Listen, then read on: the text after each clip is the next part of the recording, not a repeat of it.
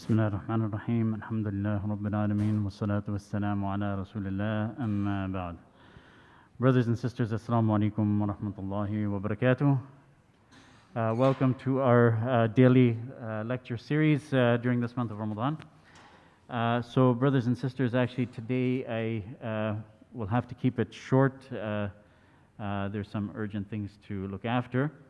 But inshallah we'll try to get some benefit, inshallah, as much as possible. Brothers and sisters, today the topic, and like I said, maybe I won't be able to cover it in full, maybe another time, inshallah. But the topic was about Ruqyah and other treatments. So we start with Ruqyah, and the objective and purpose of this short reminder is for us to know what is Ruqyah. I'm sure all of you know that, but just to cover that, inshallah. And also to briefly go over how we can do Ruqyah and its benefits and things like that, inshallah. So now, I wanted to start with a hadith that has a lot of benefits, but the main benefit I wanted to extract from that is about the Ruqyah. You all know this hadith. It's the one where Rasulullah sallallahu alaihi wasallam said that, or is narrated by Ibn Abbas radiyallahu anhuma, that Rasulullah sallallahu alaihi wasallam once came out to us and said, "Some nations were displayed before me. A prophet would pass in front of me with one man, another with two men, and another with a group of people, and another with nobody with him. Then I saw a great crowd covering the horizon, and I wished that they were my followers. But it was said to me, this is Musa alayhi salatu wasalam and his followers. Then it was said to me, look, and I looked and I saw a big gathering with a large number of people covering the horizon. It was said, look this way and that way. So I saw a big crowd covering the horizon. Then it was said to me, these are your followers. And among them there are 70,000 who will enter Al-Jannah without being asked about their accounts." Then the hadith continues. It says, then the people dispersed, and Rasulullah sallallahu alaihi wasallam did not tell who those 70,000 were. So the companions of Rasulullah sallallahu alaihi wasallam started talking about this issue, this question, and some of them said, as regards to us, we were born in the era of shirk, but then we believed in Allah and His Messenger. We think, however, that these 70,000 are our offspring. From other narrations of this hadith, it says that some of these companions said, perhaps, or some of the people said, perhaps they are the companions of Rasulullah sallallahu alaihi wasallam, meaning those who came first in Islam and have the highest characteristic of companionship. Others said, perhaps they are those who were born into Islam and do not ascribe anything in worship with Allah subhanahu wa ta'ala. So, the companions and the people were trying to understand who are these 70,000. So this discussion and talk among the people reached Rasulullah sallallahu alaihi wasallam, and he said, هم الذين لا يتطيرون ولا يسترقون ولا يكتوون وعلى ربهم يتوكلون. He said these 70,000 are the people who do not draw an evil omen, and do not ask for ruqyah, and do not get treated by cauterization, but they put their trust only in their Lord. So one of the people got up, his name is Uqasha, and he said, Ya Rasulullah sallallahu alaihi wasallam, am I one of the 70,000? So Rasulullah sallallahu alaihi wasallam said, yes. Then another person got up and said, am I one of them? And Rasulullah sallallahu alaihi wasallam said, Uqasha has anticipated you, meaning he's beaten you to it. Okay? So, just to understand this hadith a little bit further. So, of course, the hadith is saying that these 70,000 are, first of all, those who do not believe in omens. Okay? So, this belief in omens, of course, is haram. What is an omen? An omen is, actually the wording here, the literal wording is it comes from birds, tiyara, belief in omens. The reason why it's named after birds, or the source is birds, is because the Arab of Jahiliyyah used to take omens from birds. So if a bird flies, so if they want to take an omen, they say, okay, if this bird flies this way, it's good. If this bird flies this way, it's bad. And then if it's bad, whichever direction they take is bad, then they would actually believe that something bad is going to happen, to the point where if they were going on a journey and they took this omen and they used, as I said, birds and other things, if it indicates that something's bad, they would actually cancel their journey, for instance. Okay? So it's not just birds. This is, at the time of Jahiliyyah, but it could be, many omens, and that's a separate lecture actually about omens. And actually, I'll briefly mention that this belief in omens is actually, it's too much actually in the Muslim Ummah. Different parts of the Muslim world have these kind of belief in omens, and even the Muslim community and Ummah is starting to adopt, from other nations, other religions, or whatever you want to call it, other people. Like in another lecture I talk about, how, Muslims have started to believe, like some non-Muslims do, that Friday the 13th, something bad will happen and all this kind of stuff. Some Muslims are starting to believe in that too. So there's omens in the Muslim world as well. If your eye flickers, whichever eye flickers, it could be a good sign or a bad sign. So these type of things are all omens, and this is, of course, not permissible. So this is one of the requirements to be from the 70,000. Here, what I wanted to draw attention to is Rasulullah sallallahu alaihi wasallam said that they do not ask for ruqyah. Now, what is ruqyah, first of all? Ruqyah is, it's hard to translate in English, because whatever word, it has other connotations that have nothing to do with ruqyah.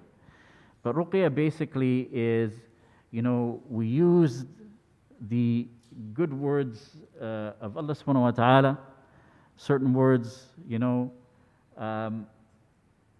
we recite those, so like typically from the Quran, and we blow or spit for the purpose of a cure from something. And that could be something we're afflicted with, which could be something like evil eye, which is something that's real. Okay, we have to believe that there's something called evil eye, because Rasulullah sallallahu alaihi wasallam said the evil eye, al-ayn, is real. And here I'll also mention that I gave a lecture on that one time, and we were, telling about it, like sending an email. And actually, we got some replies saying, "Why are you teaching this superstition?" Which is, this is a big issue. This is not superstition. Rasulullah sallallahu alaihi wasallam's words are, "Al-ayn is real, haqq." So this is something that we could be afflicted with. And that's a separate lecture. Maybe give it some time, if, some other time if you're interested. But a person could be afflicted with magic, could be afflicted by jinn. I think we all know that. We've all maybe had some experience, or somebody we know. So what is among the cures? There's some cures for that. One of them is Ruqyah. So this lecture is kind of like a follow-on to, the theme of this gift or blessing from Allah subhanahu wa ta'ala, that He gave us Ruqyah as a cure from these things. The other thing about Ruqyah, when we do a recitation and we blow or spit on the affliction, it is also good for other illnesses. There's a hadith, if we have time to cover it, about fever and other illnesses.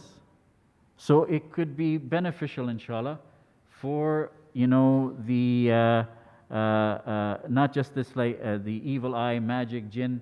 It will be, inshallah, helpful for other kind of illnesses. So this is why it's a gift and blessing from Allah subhanahu wa ta'ala to help us to get cure from some sort of affliction like that, some illness.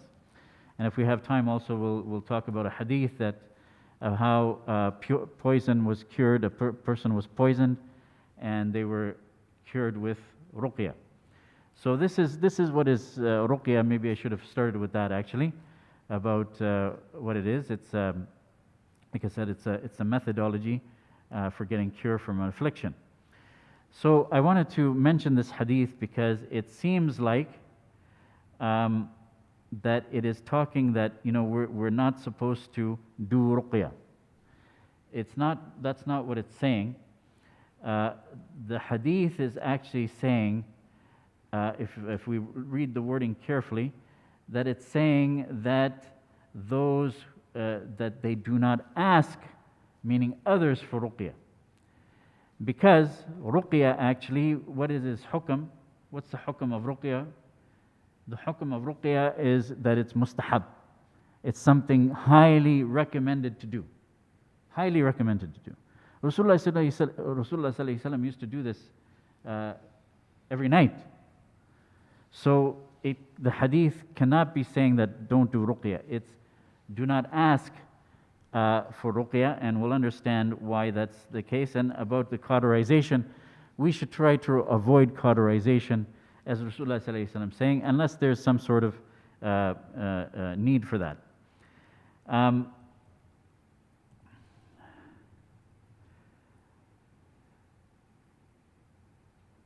So the hadith is saying if we want to be among the 70,000, then we don't ask, we forgo being those who ask for Ruqyah. So one of the messages here of this lecture or reminder is that we should try to do Ruqyah ourselves. This is what the hadith is encouraging. So maybe there's some sort of misunderstanding or something like that, that only an imam can do Ruqyah, or you have to be a sheikh to do Ruqyah. This is not the case. And the hadith is not forbidding. It's not forbidding. You can go to a sheikh, you can go to an imam. Sheikh Abdi Noor here, I mentioned many times, he was doing Ruqyah on a regular basis. Okay? And it's actually quite an experience to see this. So no problem to ask someone to do Ruqyah. There's no forbiddance of that. But it's encouragement that if we want to be those who have Tawakkul, perfect Tawakkul, okay, one of the things that we would do it for ourselves. And this is the best for many, many reasons actually. And one of those reasons is, of course, the main reason is that we rely on Allah subhanahu wa ta'ala only. We try to, depend on Allah subhanahu wa ta'ala only, as opposed to others. Another reason, brothers and sisters, is that why we should do it on our own as much as possible is because there's too many so-called people, so many people posing as imams and sheikhs and those who do ruqyah, but they're actually the people who do the opposite. They do the magic, and they work with the jinn, and Muslims end up with them, maybe by asking around that I think I have the evil eye or I have magic. There's somebody who can help me. They say such and such sheikh over there, right, can help you. He will do ruqyah on you, but that person, sometimes you have to be very careful that you don't end up with the wrong person who is pretending to be some imam or some sheikh. Now, I wanted to mention also, and this is so common, one of the signs that individual, so-called imam, so-called sheikh, is actually a magician, a sahir in disguise, is that they will ask you your mother's name. They will ask you your mother's name. When I gave this as a khutbah one time, a lot of brothers came to me and said, you know what, I was asked my mother's name. It's kind of strange, you're looking for some help, okay, for some cure, right? And they want to know your mother's name. The reason they do that is that they need the mother's name to do their magic. So we have to be very careful. That's why I specifically, one of the main reasons why I give this lecture is to encourage us all to do ruqyah ourselves. Don't have to be have so much knowledge. All of us can read Al-Fatiha. Okay? Al-Fatiha is a ruqyah on its own. So we can all do that.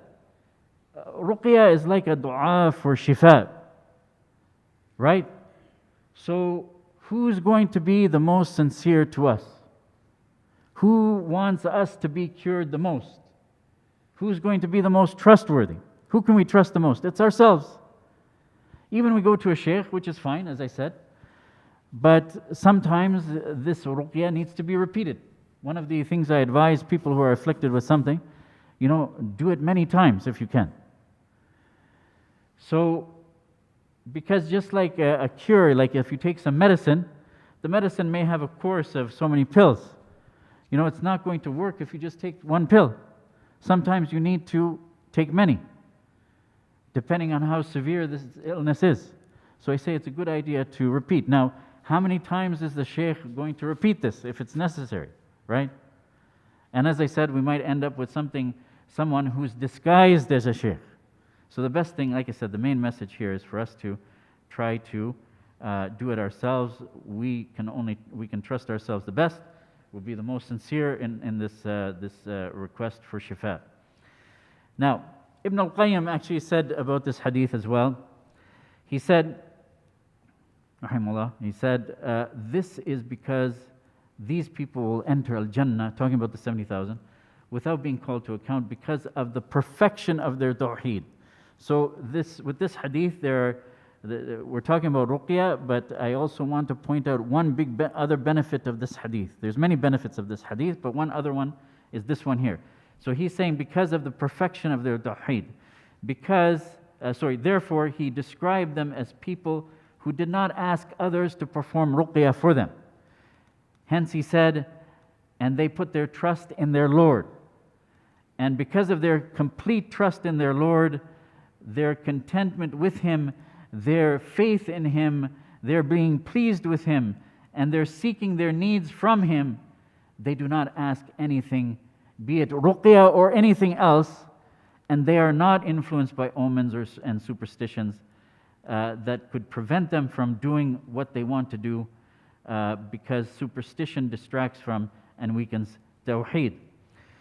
In another narration about this point let's talk a little bit more about the hadith is saying, do not ask anyone for anything. So this is a Muslim, hadith Muslim, that Auf bin Malik radiallahu anh, said, we were with Rasulullah sallallahu alaihi wasallam. 9, 8, or 7 people, and he said, will you not swear allegiance to Rasulullah sallallahu alaihi wasallam? We said we had only recently sworn our allegiance, so we said, we have sworn our allegiance to you, Ya Rasulullah sallallahu alaihi wasallam. So, but he repeated, he said, will you not swear allegiance to Rasulullah sallallahu alaihi wasallam? We said, we have already sworn allegiance to you. We have already sworn our allegiance to you, Ya Rasulullah sallallahu alaihi wasallam. Then he said, will you not swear allegiance to Rasulullah? We held out our hands and said, we swear our allegiance to you, Ya Rasulullah sallallahu alaihi wasallam. Tell us on what basis we should swear allegiance to you. He said, on the basis that you will worship Allah and not associate anything with Him, and you will perform the 5 daily prayers, and you will obey Allah. And then he whispered, and you will not ask the people for anything. You will not ask the people for anything. So it is reported here that he said, Auf said, I saw that some of those people, after hearing these words of Rasulullah sallallahu alaihi wasallam, taking it so much to heart, what he's saying, that if they drop their whip, you know, the whip that they use for, you know, to make their camel go or their horse go, if they drop that whip, they would not ask anyone even to hand it to them. So here's this is an example of being self-sufficient and trying to perfect our dependence and reliance on Allah subhanahu wa ta'ala. So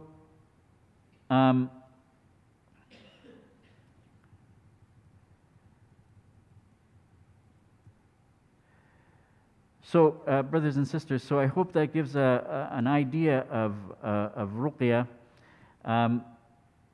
In another about how to perform it, let's do that, inshallah.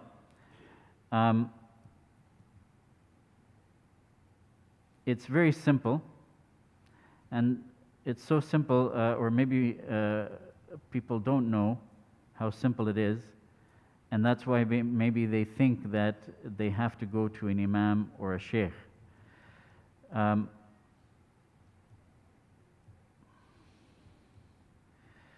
So, brothers and sisters, there are a number of, ayat that are well known for Ruqyah, Al-Fatiha, and many others, even the last 3 surah of the Quran and others. And I have a compilation, or we have a compilation by Sheikh Jibreen. We have it in soft copy. So if you need that, it's all ayat of Quran. Okay, we can give you the ayat number, or you can have this compilation if you want to do it. But it's very simple. The first part, and there's ways of doing it. I'll describe one. Is to do the recitation. Al-Fatiha, Ayat al-Kursi, whatever. Okay, you complete your recitation, and as soon as possible, or right away, immediately, should be, after the recitation, we blow or spit. And the spit could be dry or like a regular spit on the afflicted area. So you may ask, what, how, like if I have evil eye, and because of that I feel like very weak, so what do I do then? How do I blow on my entire body? So if something is localized, then it's easy to blow, with our mouth, or spit, dry or wet. If it's something like the whole body, then we can do what Rasulullah sallallahu alaihi wasallam used to do every night. After he recites the 3 surahs of the Quran, or actually he would do that before, but he would use his hands. He would use his hands. So what we could do is, after the recitation, for instance, we can blow into our hands spit into our hands, and then we can use our hands and wipe, our whole, body wherever we can reach. As I said, like Rasulullah Sallallahu Alaihi Wasallam used to do, every night. So, and that's it. It is that simple. It's that simple. Just the recitation needs to be blown or spit. A spit has to be done onto the afflicted area. If the inflicted area is our entire body, then we can use what I would call a medium, which in this case is the hands. So, brothers and sisters, when we do our family counseling, marriage counseling, and sometimes in those some of the requests we get is, it seems like a family has some jinn living with them. But by the things they're describing, things going on in the house, it seems like, jinn living with them, and one family member is affected, seems to be affected. So we've told them to do Ruqyah, and we've given this compilation of these ayats that are used for Ruqyah. And alhamdulillah, they've come back and they've said, this problem from our family member has completely gone away, alhamdulillah. Or someone is sick, we've told them to do this Ruqyah, and which can be like as simple as Al-Fatiha. And alhamdulillah, they feel better. And I've experienced this myself, so I try to do, at least once a day as well with the Ruqyah. It makes, I can attest, that it makes a big difference, alhamdulillah. So, regarding the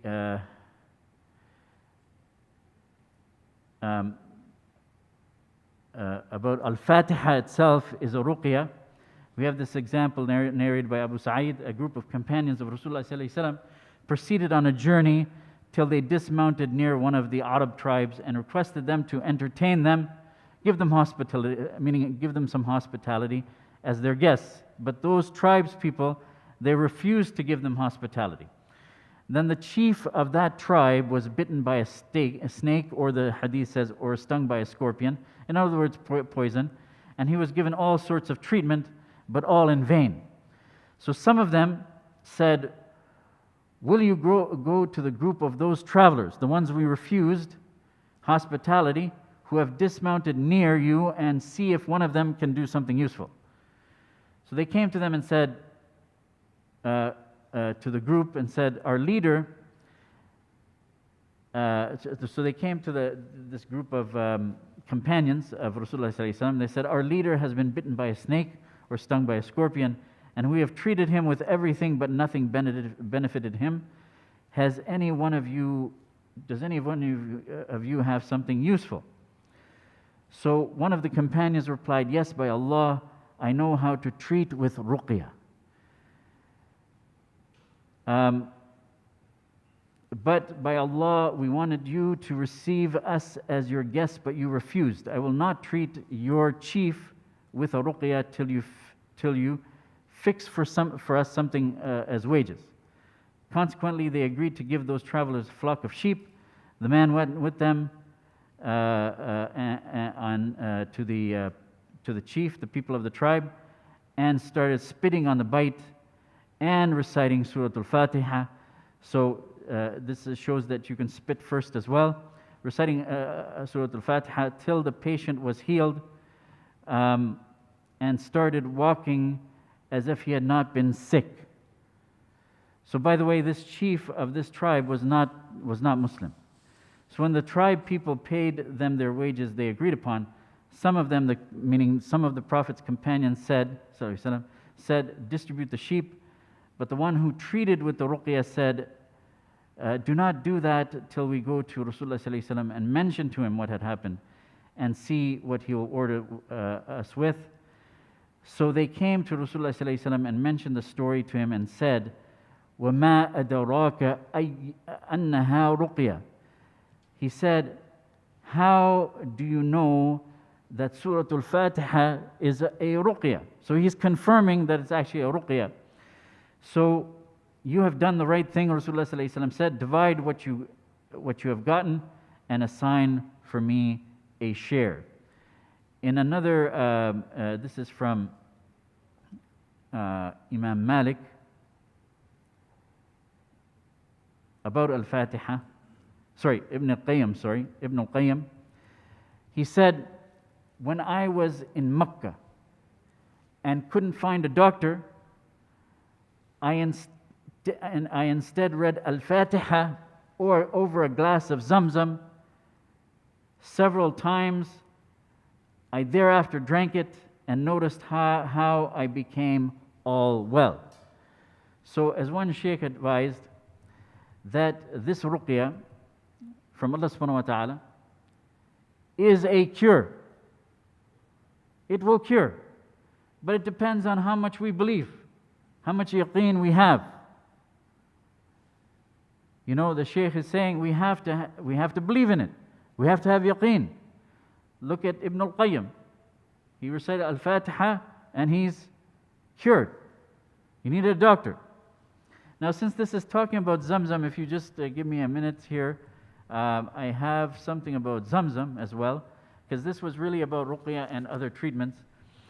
So Abu Dharr had stayed near the Kaaba and its coverings for 40 days and nights with no food or drink other than Zamzam.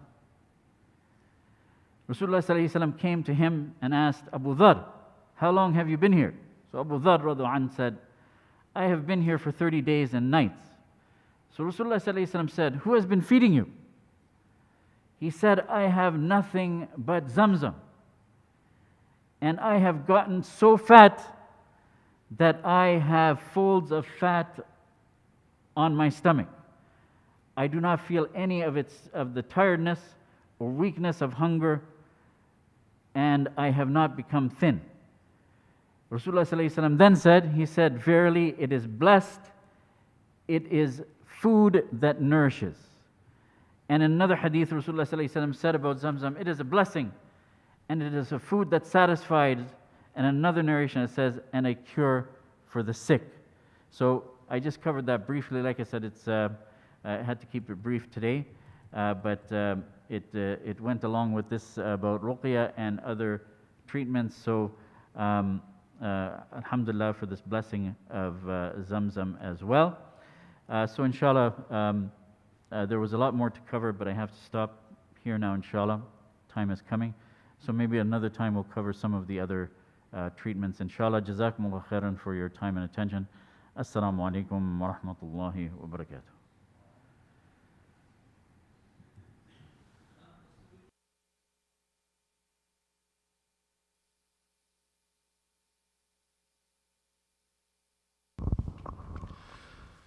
Allahu Akbar, Allahu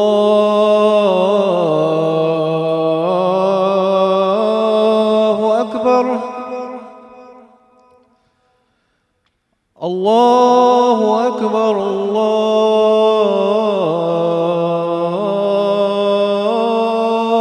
Akbar.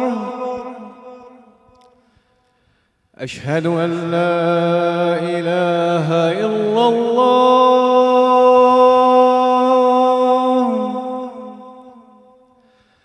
أشهد أن لا إله إلا الله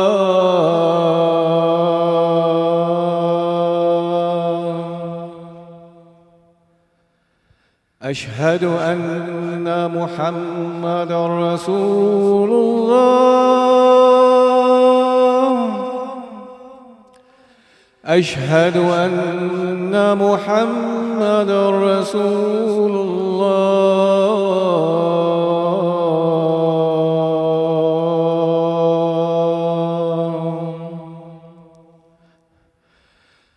حي على الصلاة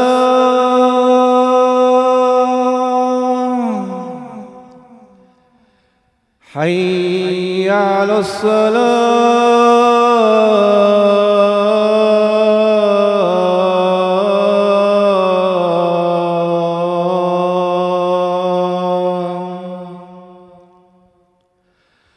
حي على الفلاح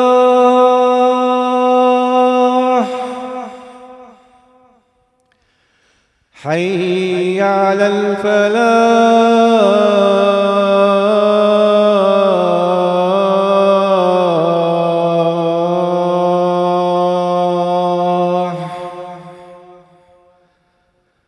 الله أكبر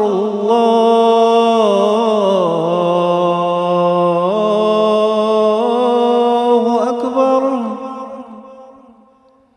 لا